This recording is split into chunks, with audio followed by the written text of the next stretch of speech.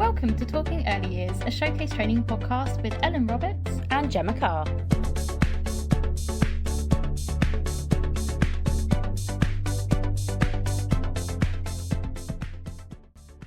Hello and welcome to today's Talking Early Years podcast. On this episode, we're going to be discussing healthy relationships, and we have a special guest speaker today, Hannah Willison-Hill. So Hannah, please can you tell us a little bit about you and what your role is? So I am a tutor at Showcase, and I basically worked in early years for 5 years, did my degree and then did my qualification to become an assessor, and then joined Showcase almost a year ago. Amazing, absolutely fantastic. And thank you for joining us on our episode on healthy relationships. We're looking forward to getting your perspective on the different topics and seeing where we go from there. And hello also to Gemma, our co-host. How are you? Hello. So we're talking all things healthy relationships on this episode, and it's quite a broad kind of topic, but we're looking specifically in early years, so whether it's healthy relationships between children, practitioners and children, practitioners themselves, adult relationships. We work with 16 to 18-year-olds and then 18 plus in our sort of style of education as well. So we're talking about all kinds of healthy relationships. So have you both seen anything kind of in the news recently about healthy relationships that you'd like to share? One thing for me that came up was an article that was about a girl called Holly Newton, who was murdered by her boyfriend after she broke up with him. And it kind of fueled a bit of rage in me, in that it was talking quite heavily about how girls need to be safer, women need to be safer, and they need to know the risks of healthy relationships. Yes, but also the other part of the relationship, the other person in the relationship, needs to be aware that that is not acceptable. A stalking, murdering people, whether that's exes for whatever reason, is not okay. And for me, it's kind of being aware of how to educate children from a young age that these are not okay. And kind of, yes, it kind of fueled something in me that kind of, it's not that I don't want to see this constant victim blaming. It wasn't her fault that because she broke up with her boyfriend, that's because she decided to get out of this stressful relationship. She shouldn't have been murdered because of that. Absolutely. I feel like the whole victim blaming thing that's just like an ongoing thing that's been going on for so long. Exactly. This person's been raped because she wore a short skirt. Yeah. That's not an invitation. Yeah. It's ridiculous. And I think it's up to us as educators, as for you, Hannah, as well as a parent, to educate children as they grow up. That it's how can we change that societal way to think that those things are okay. So we need to be supporting our children in nursery, supporting until they're grown adults in ways to manage their emotions, to express these feelings and not to have those extreme reactions, and to know what healthy and unhealthy is, whether that is boyfriend, girlfriend, so not only in sexual relationships, but also in your friendship relationships, in relationships with your parents, relationships with your siblings, your co-workers. It's everybody that you're having relationships with as well, isn't it? Yeah, it's interesting you say that, because I actually had a conversation with my son the other day about boundaries, because he was he's 8 and he was trying to kiss his sister, like hug and kiss his sister, and she did not want any part of that. So I had to sit and say, look, she's said to you no, you have to accept that. And it's trying to educate him that if someone says no, you have to really understand that that's their body, that's their choice. Obviously his is a very, it's just he just wants to be a loving brother and just wants to give her a cuddle and stuff. But it's just trying to, and it's the same thing with when you try and force children to, oh, go and hug this grandparent, or go and give that person a kiss, and they go, I don't want to. Don't make them. Yeah. Like, why are we making our children 100%. kiss and hug people, which makes them feel uncomfortable? Hate Like, it. they're probably the loveliest grandparents in the world. I'm sure there's no issues, but also you're pushing a choice onto them that they don't want any part of that. So I'm very much like, if someone says, oh, give Hannah a cuddle, I'm like, it's okay, you don't have to. Or a high five or a fist bump if you prefer, kind of thing, whatever isn't it? You know, giving other options. You don't have to hug me, you know, kind of thing, isn't it? Well, we'll see it with siblings fighting. It's like, oh, go and say you're sorry and give them a big cuddle. It's like, but they're actually processing quite a lot at that stage, especially if you're angry at somebody. Yeah. You know, as an adult, how long it takes you to actually, you know, when you've had an argument with your partner and you have to sort of talk to them and say, you know, what do you want for dinner, kind of thing. We know as adults how long that takes us to get over it. So as a child who doesn't even understand that emotion and how to work through that anger, then forcing them to have a physical intimacy, you know, however innocent it is, of course, as, you know, a hug or whatever, it's actually probably not the right thing to do. No, I think we touched on this sort of understanding, like you say, those no boundaries a little bit, didn't we, in the safeguarding episode as well, and kind of like you say, that my body, my choice. You know, if I don't want to do that, I don't want to. Don't, because also sometimes it's just like, oh, just get off me. I'm just feeling a bit overwhelmed right now. It's not even. 100%. So I think it's important for us to kind of understand how to support children to understand that. And I think it's and like you say, it's often when you're saying goodbye to grandparents and things like that, again, kind of bringing in that generational changes, expectations, and educating almost the older generation as well to say it's okay if, you know, it doesn't mean your grandchild doesn't love you. It just means that at this moment in time, then they don't want to give you a hug and a kiss, you know, they'll give you a high five instead, and that's just their way of showing their affection instead, isn't it? Absolutely. And there's nothing wrong with that. It kind of links to a BBC news story I saw recently about how coercive control is now being considered in the same way that other domestic abuse charges are also being considered. So when we're talking about healthy relationships, and you both are absolutely right in saying about those boundaries and what's normal and what's not, and role modeling to both the children and to each other how we should be behaving. Coercive control is often something that is so very much underreported, and it's really not recognised by people very much in a relationship. They often don't actually know that it's happening to them, and it's only from an outsider usually that actually says, actually, that's not quite right. Do you realise that's quite a controlling behaviour? So with coercive control, you can now be convicted in the same way as other domestic abuse offences.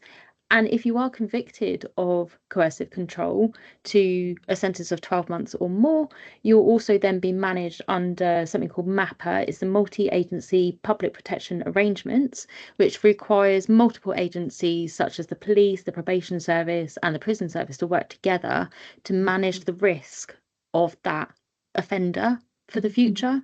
So it's a rehabilitation program for in the future to prevent that reoffence. So again, that's quite an interesting perspective as an adult of where that could lead and how severe that is. But often we see that in early years, especially the sort of more controlling kind of child, and it's very different being assertive or my absolute bugbear, bossy. Oh, let's not start that one, Ellen. But being assertive and being controlling are two very different things. And I think we've all worked with children as well that go over that kind of boundary into that control of, you know, oh no, you must play with this toy, and, you know, almost managing the other children in the room, you know. And it goes into that again, those healthy boundaries really of where that is. So when things aren't going your way and you're getting angry at that is an indication that could go down a certain route in the future with personal relationships. So thinking about coercive control, what are some examples of kind of what that could look like, maybe teen to adult, into adult life? What does that look like? Quite often it starts very small. So things like, Mhm. oh, don't go out with your friends tonight, stay in with me. Okay. And, little things like that. And again, that could come from a very innocent perspective. Mhm. It doesn't always necessarily mean that there is abuse there. It is that persistent and escalating level of abuse that is the issue.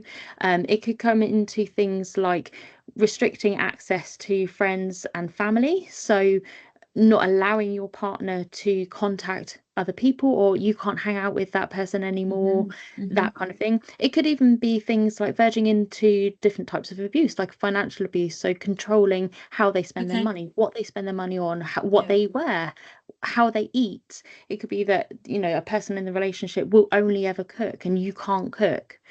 And again, there is a very innocent side of it. In a relationship, you could just not want to cook and your partner's a chef. Great, They're just brilliant. terrible at cooking, Ellen. So Or they're There's just a very- lazy. yeah. yeah, exactly. And there's a very innocent explanation, or, whatever it might be. But it's where it starts to be that you don't have the choice to do Mhm. something anymore because your partner is telling you that you can't for whatever reason. And as I say, it starts usually very small and very gradual. So it becomes almost normal for you in your relationship. And I've seen quite a lot of cases where the person, the victim of that abuse, is actually almost excusing it and giving reasons for that behavior as well. Or, oh, I don't mind. Or, oh, actually no, he or she is both genders. And they're right in saying, oh, I don't really want to hang out with that person anymore, or, oh no, I probably shouldn't eat those types of food, or whatever it might be. They quite often actually excuse that behavior and don't recognize it as an issue in themselves. I mean, Yeah. I have I was in a relationship that was very unhealthy when I was 18. And I definitely, I mean, when I was in it, for me, it was, oh, but he loves me. He Mm-hmm. loves me this much. That's why he's Mm-hmm. acting this way. And it escalated. It really escalated. And I think when I look back now, I mean, number one, our brains don't develop fully until we're 28. So actually, to be able to handle those situations, you're unable to handle it because you don't have the mental capacity to kind of understand why someone's doing something. But in terms of like, I mean, I don't think that there was anything that my parents could have done any differently or anything. Like, I was brought up in a really loving household. It wasn't anything that they did. It was just more that I didn't have the resources and the support in place to understand that I was in an abusive relationship. And I also didn't know, I don't know whether because my parents had separated by that point, I didn't know whether, what a healthy relationship looked like. And that's not to say that they weren't supportive or anything like that. It was fine. But I just didn't understand that his way of showing that he loved me was actually extremely emotionally abusive, extremely physically abusive. And I mean, it's something that it's still triggering now. And I mean, I actually looked at, and this is a 2009 study, and it was something that the NSPCC did, and it was like 25% of girls and 18% of boys reported physical violence from an intimate partner, and these are 13 to 17-year-olds. Wow. When you really look at the statistics, it is scary It's how shocking. young, because we sit Absolutely. here as 30-something-year-old women, and one of us has had this experience. And actually it's very, we talk about it and you kind of sort of think that this is happening with our age people and our generation. Yeah. But actually we need to be aware of it happening at vastly different ages to what we are seen and expect it to happen. Like you said, 13 to 17-year-olds. Yeah. That's Yeah, scary, isn't it? 72% of girls, 51% of boys reported experiencing some form of emotional partner abuse. And then 31% of girls and 16% of boys reported experiencing some sort of sexual partner violence. For that age range as well, I just think is shocking.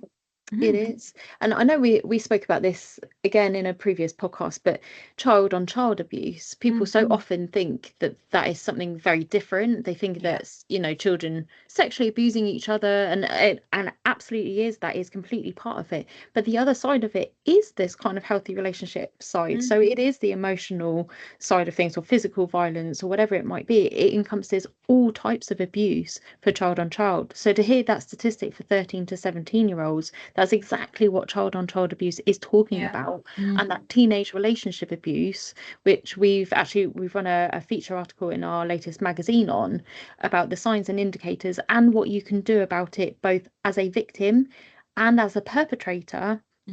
That's what we are talking about here. And it is so much more common, unfortunately, than people realise. And as you said previously, Gemma, as well, it is about educating the perpetrator as well, because sometimes they don't realise that they're doing it, and it doesn't make it any better or excuse it in any way. But if they've not had the role models in their lives, or, oh, that's the way my dad treated my mum, or the way my mum treated me, if they've not had those role models, that again is for us as educators to educate both parties as well. And the NSPCC have launched a whole range of support for parents and carers as well in educating their children, because again it's absolutely great educating the children, but actually, as you both mentioned, the generational differences, there's a whole school of thought there about changing generational practices and thoughts there in our behaviours. So educating both parties is as important as educating children. Again, I know this is something that's come up quite a lot in our podcasts because it's very relevant in the world we are now. Hannah, I pose this to you maybe first. In what way do you think social media impacts on this? It's like bullying. Bullying when we were younger, it was you were bullied at school and then you came home and you were away from it. Whereas now it continues in the home because you are getting bullied on social media. And I think that's the same with, relationships. It's, oh, why have you started following this person on social media, and why have you commented on this? And it then becomes another tool to be used in that abusive relationship.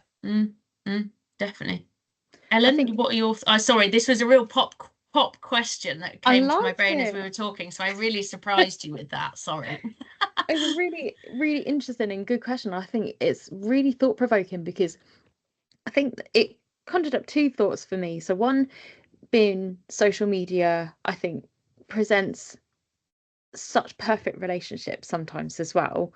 It's that Instagram versus reality kind of concept, of what that relationship actually looks like. I know I've got a friend who on Instagram or Facebook or wherever they're posting, it looks like the perfect relationship. I know that they're in tatters. Absolutely, like they are at the end of that relationship. But on social media, they are perfect because that is the portrayal that they want. And it's not, that's just not real. But on the flip side as well, I think where we're talking about technology kind of in general and how you don't really escape things now. So if you go out, your partner can see where you are or whatever it might be.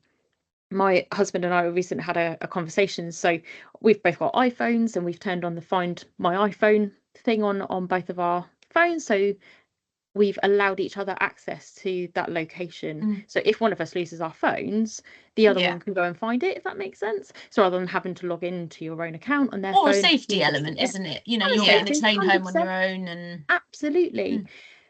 But we were saying that could very easily go into a level of control, or you really have, you trust your partner implicitly, and it starts to break down that trust if you're constantly checking, oh, where are they, have they left their phone there, oh, it almost generates a little bit of distrust in a way, as then why are you checking up on me, and that kind of thing. And it was just a really small thing, and we've agreed that it just doesn't matter to us, but it's not something that we check in on or whatever. It is a safety thing, and something, if we lose our phones, that's it. But I know in a lot of couples, they have their Find My Partner on all the time, and again, for a safety thing and for children, absolutely, completely agree on that. But I think it's a conversation couples need to have, where technology is so ingrained into our everyday lives, utilize it for a positive, not to make you worried about your partner and what you're doing, and then potentially force you to act more controlling or whatever it might be as a kind of byproduct. So I think it's interesting how both of you have responded to that answer, I think, because for me, two sides to this, in that I think, yes, exactly the same as you, Hannah, you know, like it continues on out of the home. And yes, it can, like you, Ellen, it can trigger the worst in people potentially as well. But for me also, I sit there and I've seen videos of women who use social media to empower other people who have come out of abusive relationships. Very true. And I think there is an element actually there that often when we talk about social media, you can almost jump to the negatives, can't we? And yes, there are a lot of negatives, but at the same time, there are an awful lot of positives. So I think there is an awful lot of videos out there, sort of a bit like with the coercive control. Like, I thought this was okay, but actually later down the line, it's led to this, and I've realized this isn't okay. And again, sort of, you know, almost a way to educate other people into what has happened and what that looked like. So for me, it's a bit of both. It's a bit of both to answer my own question. For me personally, I think there is a lot of good, knowledgeable things out there, but again, age-old argument as well. Be aware of what you're watching on social media, what is real and what's fact, what's actual information, and what is just kind of a conjured up figure and things like that as well. I think that's a really good point. Really good point. And quite often I've seen people raise an awareness of all sorts of things, like Ask Angela. I don't know if you've both heard of that. So in pubs. Yes. And that's something I actually learned through social media, and then have started spotting it in pubs about, you know, if you're feeling uncomfortable, you go to the bar and you ask for Angela to the staff, and they know that then you're in a situation that you're uncomfortable with. And that, again, as I say, was through social media. So actually, you're absolutely right. It can be a power for good.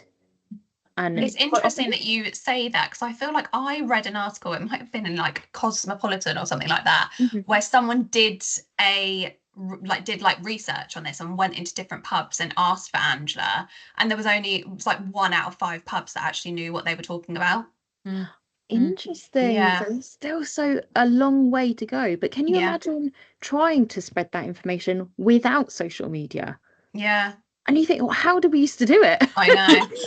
It was flyers and billboards and you know, things like that, wasn't it? That were stuck up all over the place. And and now you think, thank goodness we do actually have that, because then we can, you know, share videos and we share it to our stories and whatever it might be.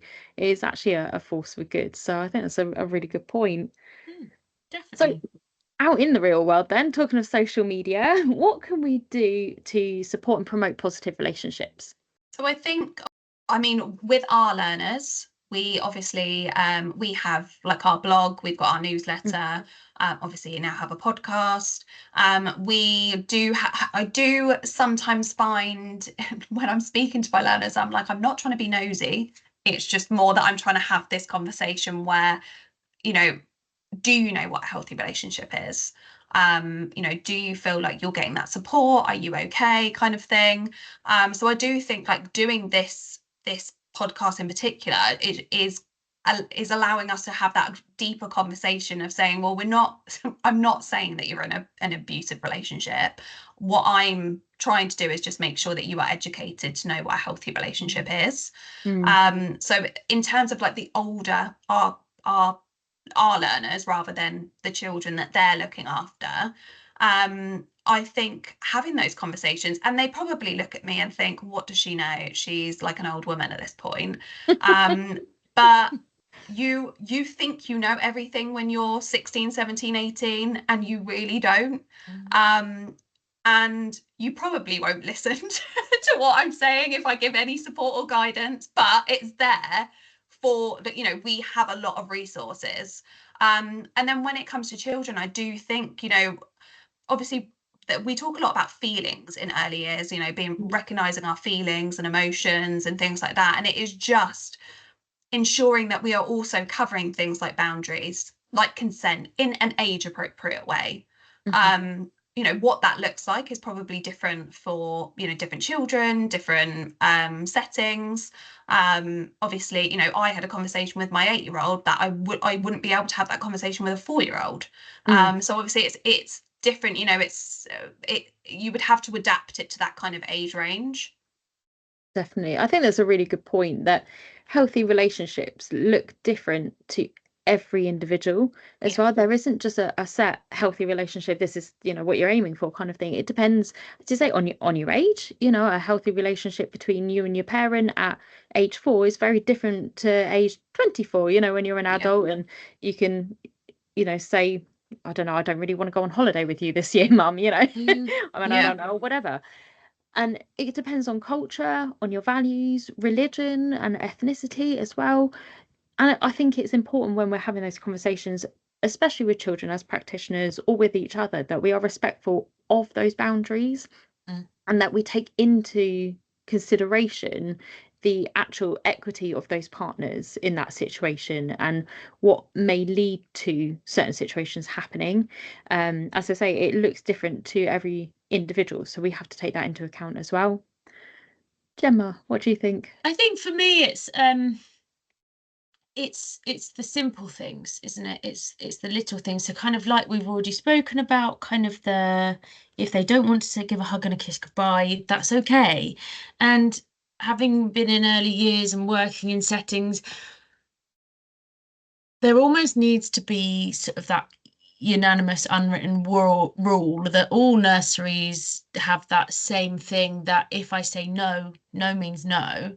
And also for parents to be educated on that, because again, I think for it to funnel through into children that we need it to do, this needs to be something that parents are doing as well.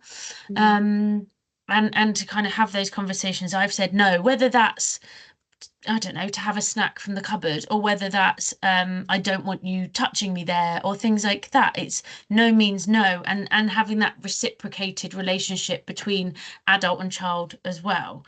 Kind of those conversations. Should we go and do your nappy now? If a child says no, okay, well, in 5 minutes, let's go through and we can get that done then. And kind of having those conversations with the children instead. So it can be seen very easily in nurseries. And for me also, it's those conversations that you have with each other as adults. Again, like the children learn these relationship skills from you as adults. So to talk to the team, talk to the people around you and say, this was really lovely, I'm really proud of you for doing that. And kind of using the language that you would want those children to use. And kind of, for me, someone to say that I'm proud of you for that actually means way more than a physical pat on the back or a hug and a kiss, kind of thing, isn't it? And actually that's what actually you kind of want to promote with the children as well, and kind of encouraging that language in that play and kind of bringing that throughout everything you're doing as well. Definitely. I think another important point on it as well is that not everything in a relationship is positive either, and it is about how we respond to those negatives and how we learn and teach others of how we respond to other things. And going back again to that role modeling, and I think particularly in real life, where sometimes we see that, particularly where parents may separate and one parent is talking ill of another. And I know that, Hannah, you've done quite important work actually on that aspect about parenting and how having a healthy relationship between parents that are no longer together. And I wondered if you would be comfortable to speak about that. Yeah, absolutely. I think it was really important for me and like my children's dad that and our partners, because I think as well, when you're bringing outsiders into this relationship, they might not agree with it. They might not want you to have a friendship. They might not want it to work. But we were really fortunate that both of our partners are, we're very on board. The kids come first. And I think for us, it was always, whatever happens, our children are our main priority. I do not want, again, coming from a background where my parents weren't together, there were, I was a little bit, well, I was older than my children are now, but I heard conversations and I heard things that were said about one another, and I look back on that now and I think, well, I remember that. I don't want my children to feel that way. I don't want them to hear those things. And so it was really, really important for us that we don't always see eye to eye. That I don't live in a dream world where we could, as colleagues, you don't always see eye to eye with your colleagues, your friends, but we are really conscious that we do things in a healthy way. We talk things through. Everything is, if there's a decision that's to be made about the kids, it is done with all of us in mind.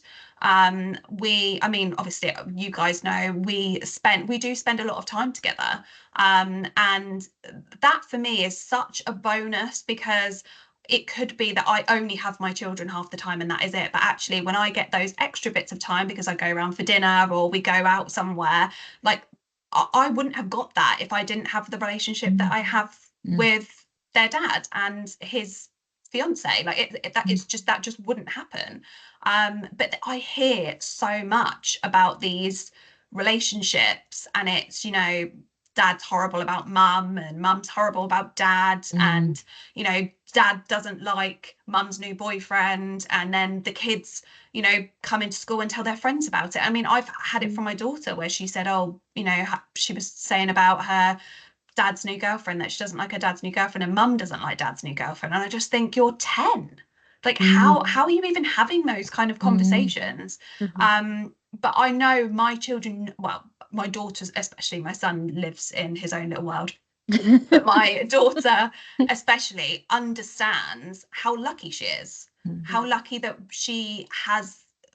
we have this kind of our own little family within our own families. So it just works. It was just something that I was very passionate about, and I know Dave, their dad,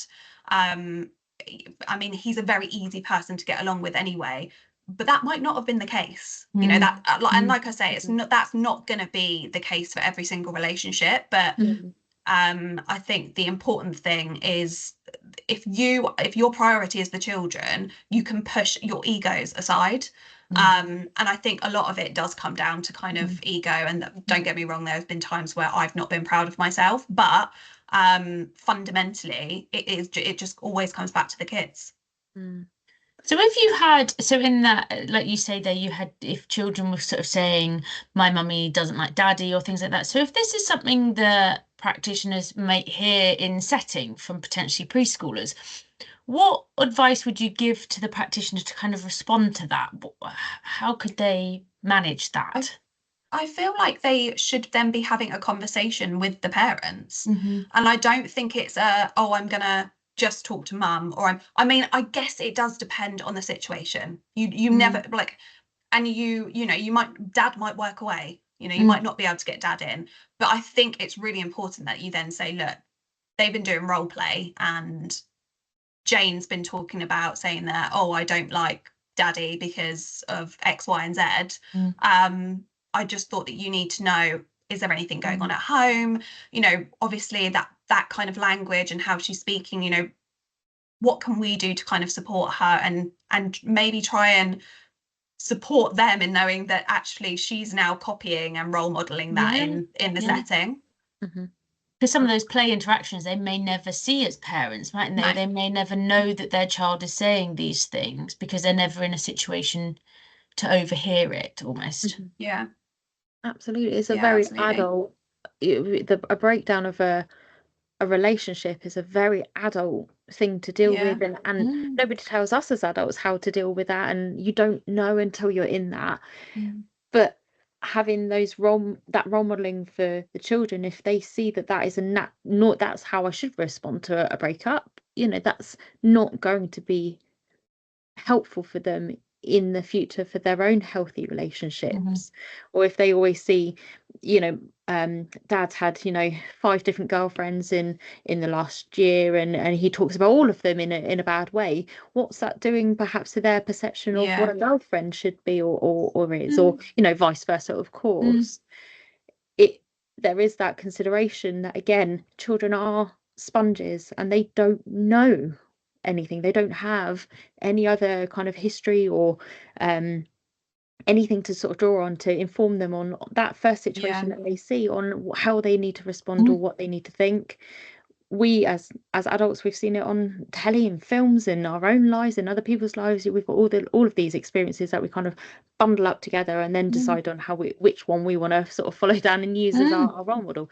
Children don't, and I think having that real life experience, I really thank you, Hannah, for sharing that, because I know it is quite a personal thing, but something that is unbelievably courageous to have done as well, because so many people, the vast majority, don't. And it must have taken a lot of guts to actually say, like you know, like turmoil aside. Yeah, I can't, you know, I will not take all the credit for it, because like I say, you know, there are other people involved, and it only takes one person to be like, oh, I don't want you going around to your exes and having dinner, and I don't want you doing this or doing that. And you know, we're really lucky that the four of us, the four parents, are, you know, we're very open-minded, and we, like I say, we fundamentally put the children first. But I'm not naive to know that I'm very lucky that I'm in that situation. So with healthy relationships, and particularly unhealthy relationships, we, again, that sort of negativity bias that we tend to kind of go down, same with social media. Something also to highlight to kind of listeners is that domestic abuse is a form of child abuse now. So back in 2021, it became known and recognised as a form of child abuse in its own right. So if a child is around domestic abuse in the home, if it's happening to a parent or a carer, or they're directly related to somebody, it is now recognised that the child is a victim of domestic abuse, even if that abuse hasn't been directed towards them or they haven't been involved in that abuse, because it links so much to adverse childhood experiences. And I don't know that there's a single adult I know that can't pinpoint something in their own childhood that has caused an effect on them in later life, in adulthood. 100%. Yeah. I am a big, I mean, I did ACEs in my degree, and I just think it is so interesting. I mean, we all know that our childhood kind of the impacts and the relationships that we have in our childhood really shape us as adults. You know, I wouldn't be the person that I am now if I hadn't have gone through that relationship when I was 18, or if I hadn't have broken up with the kid's dad, I wouldn't be where I am now. And okay, I maybe wasn't a child then, but equally my parents divorcing had an impact on me. So I think it's so interesting. You know, I was really fortunate that I wasn't in an abusive home, but still those had some kind of impact on me as I grow up. So I don't think that you could find anyone who didn't have, especially like when we were growing up, all of our parents probably drank, all of our parents probably smoked. It was just like the done thing. So yeah, it's wild. So interesting, but wild.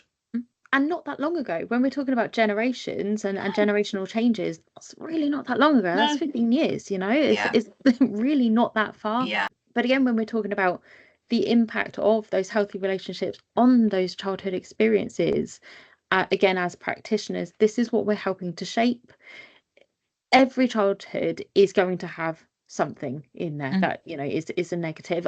That's how it shapes us as people, you know, that's how we learn. That's the whole big point or small learning. As well.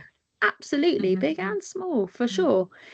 But again, for children involved in unhealthy relationships, especially at home, that has a more profound effect on them as adults. And it's our duty as practitioners and as educators to make sure that we are educating on this early from both perspectives. So with adults, to stop a generational trauma from being repeated, but also with children, so that they can recognize it for themselves. Like you say, it's very interesting when you really pull it apart, isn't it? Kind of, you know, thinking about things. And ACEs isn't new. It's we're hearing about it more. Yeah. We know about it, we understand it more. And I think it's something that, again, parents and staff in nurseries need to be aware of their own adverse childhood experiences and really reflect on how that is impacting either on their parenting style or how that is impacting on their practice within a setting. Yeah. You're so right. Because And you may feel that even that, if you weren't cuddled a lot as a child, you may feel that every child needs all of these cuddles. So you become quite, almost too cuddly that you're not actually doing anything else in the setting. Yeah. Or even it could be, you've got, your father left you at 3 and you have got a tainted view on all men or fathers, and actually that's going to impact how you do handovers or how you if the mother comes in struggling with the father or anything like that, you need to address those. And I'm not saying we need to all go to counselling and we all need to really talk it through, but I think you just need to self-reflect on that and kind of see what has happened in your past, whether that's divorce, abuse, again, or even just smaller things, just your dad was always at the pub every night, so didn't do bedtimes with you, or it could even be that one parent was always working, so you didn't see them as much, anything like that, couldn't it? But thinking about how that impacts on you and how you react to children, whether that's your own children or children in your setting. 100%. Knowing yourself is one of the biggest things that we try to educate our learners in knowing your strengths, knowing your weaknesses, knowing how you've overcome things in the past. Actually knowing yourself is what will make you a better, more rounded adult. Not ignoring them, and using your training and discussions with colleagues about these kinds of things to identify that as well. So I know in my life, it's only since coming into the field of education I've learned about adverse childhood experiences and the impact of different things from childhood that's actually made me realise why certain things in my adulthood have happened. So for example, I have quite poor mental health, so actually I can find now, because of my training, where that came from and pinpoint that. So now there's a reason. So now I've identified that, I can deal with it, I can, it's not going to make it any better or make it go away, but at least I know, and I know myself enough to know where those boundaries and triggers may be. So it is absolutely right, those adverse childhood experiences are a key source of learning as much as anything else as well. I think in settings like it always is, and there's a lot more importance to it, isn't it? It's talking to those children about those emotions as well, and bringing emotions into the everyday with the children. Everything that you're doing, kind of talking to the children about those emotions, and it's not just happy or sad, happy, sad, or mad. It's it's bringing in kind of understanding to talk to those children and giving them the time to talk as well, isn't it? And again, educating the parents into ways to do that in the home as well, I think is really vital. I think I've noticed that more. I mean, obviously this is out of early years, but I've noticed that more with my daughter, is that she just wants to talk. And it's not even necessarily like a big, it might just be something that's happened in the day. But I mean, her stories are like, you've strapped yourself in basically for these stories, because they are long-winded. But she just wants someone to listen to her. And that's what whereas my son, you'll be like, you had a good day, and he'll just be like, yeah, it was all right, had this for lunch, done. Whereas on the other hand, will be like full chapter and verse of like start to finish, who she played with. And I do think it is, parents know their children best, and it is picking up on those cues that if they want to say, if they come up to you and say, I want you to play with me, mummy, that is your perfect opportunity, that they might just want to play with you, or they might then enter a discussion about something, or so and so's not been nice to me at nursery today. Oh, why has that happened? you can talk them through it, and it's listening to those cues. I understand we are all so busy, life is hectic, but you have to give that quality time to your children in order for them to express themselves and get that out.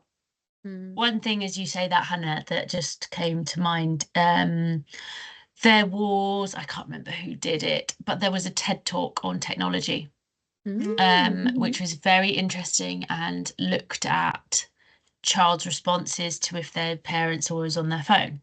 If that phone is always in front of their face and a child comes up and goes, "Mummy, do you know what we did today?" And they go, looking at the phone instead of engaging with the child, the child's just going to go.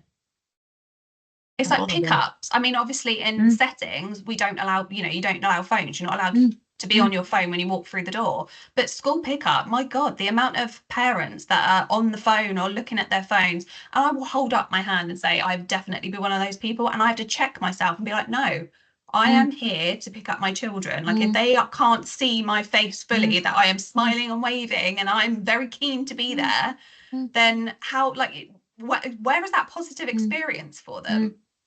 What an interesting perspective. I've never ever considered that. Never even thought of that as a thing. I didn't. Yeah, never. And a lot of settings I'm are not coming away from. The using iPads and things like that as well. Settings are stopping using iPads because it's taking away engagement into children, and kind of the children are wanting to, how is a baby meant to learn communication, eye contact, facial expressions when you've got a tablet in front of you, or if you're looking at your phone? Like that's not going to happen. And I think this is almost in years to come potentially could well turn around and be an adverse childhood effect. Experience. You're right. Yeah. How do they that technology is going to be a huge effect on children's growth?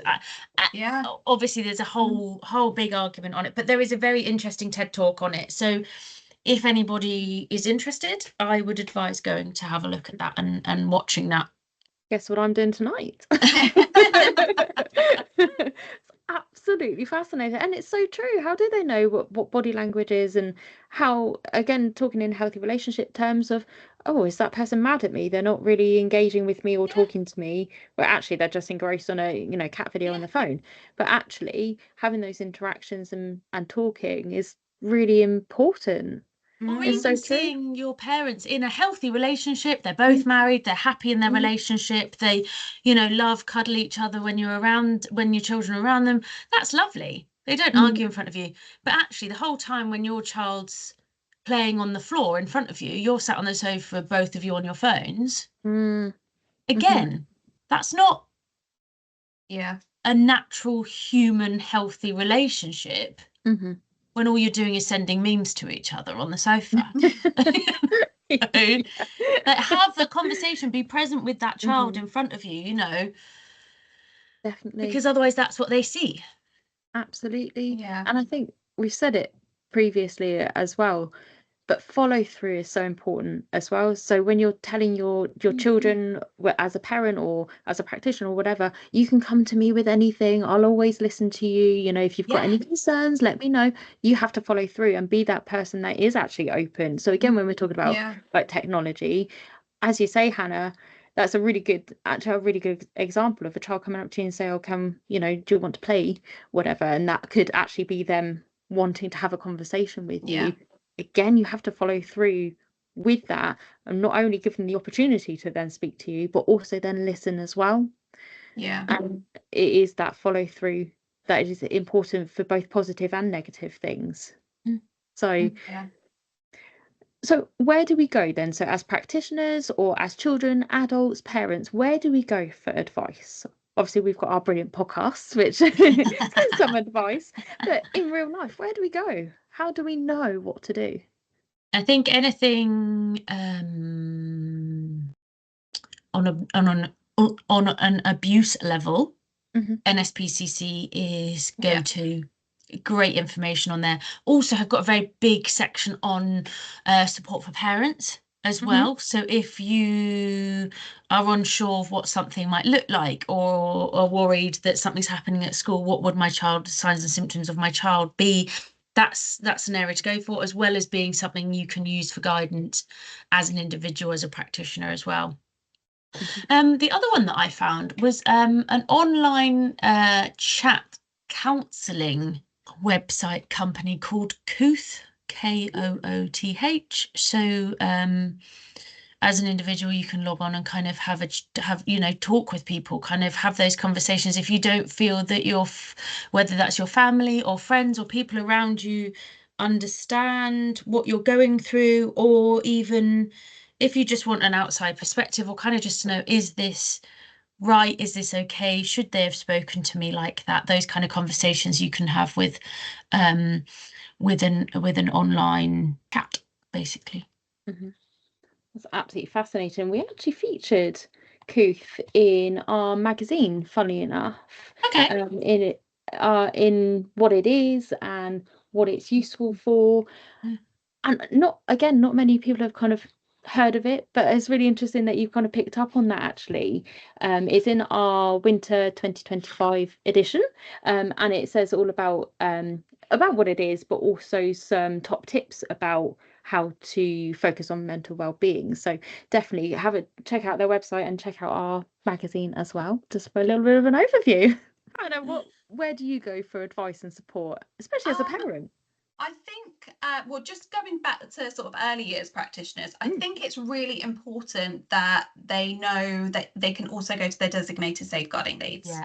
100%. If they've got any concerns about another colleague, I know that that's something that gets brought up in our new level 3 apprenticeship, is obviously to be aware of the signs and symptoms and indicators of abuse for a colleague, which hadn't been on there previously. It was just all about the children, but actually I think it's really important that you are with these people potentially 5 days a week, 40 hours a week, more than they're with their family. Yeah. If you notice a change in their behaviour, you have got designated safeguarding leads there to support you, not just for the children, but also for yourselves, for practitioners. So I just think it's really important that your designated safeguarding leads are there to ensure your own well-being as well as children's. Sharing that best practice, and for practitioners as well, it is talking to each other and saying, oh, I've got this situation, how do I deal with it? Yeah. Sometimes that advice between peers is as effective and important as an external resource as well. Yeah. Yeah, absolutely. Thank you very much for that conversation. I think it's been absolutely fascinating to really delve into so many different areas. And I think sometimes, as we found really from doing all of these podcasts so far, when we start on a topic, it actually opens up so much conversation of topics that you don't actually realise interlink so much. So healthy relationships, for example, means one thing to one person, one thing to another, and then we start going down a completely different pathway. Definitely. It's just really helpful. So I really, really do appreciate it. So we have one final question for our guest today to round up our podcast. So Hannah, what was your dream job when you were a child, and why? I mean, I feel like you both probably know this, but I wanted to be a pop star. Love that. And I feel like it wasn't until I got to like the overs category for X Factor that I realised that I was probably not going to be. Once I hit like 20. It's so heartbreaking, isn't it? The overs, just the fact that it's called I got overs to like category. 24 and I was like, I'm in the overs 24 category now. is an over. Yeah, when we were young, sure that was ancient when we were little. Yeah. It was like 24. Oh, over the hill. I was so old. Fully thought I was going to be a pop star. Like, well, really did that. Don't worry, Hannah. There's still time. There's still time. Yeah, I could be a 35-year-old pop star. I saw Anastasia performing the other day. So if she can still do it, you can do it. Well, look at Rod Stewart. He's loved still Anastasia going. growing up. Rod Stewart. Who else have we got? There's Elton John. Yeah, Cliff Richard. He's still going. I'm not that old. Oh no, I know. I wasn't. You're also not that good. Sorry. Your peers.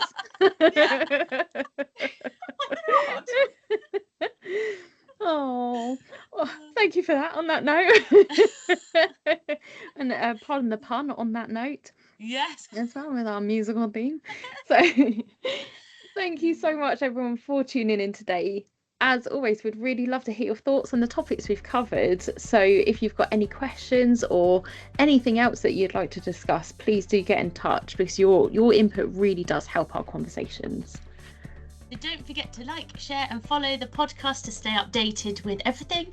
And as always, let's keep the conversation going about early years. Until next time, take care and keep making a difference.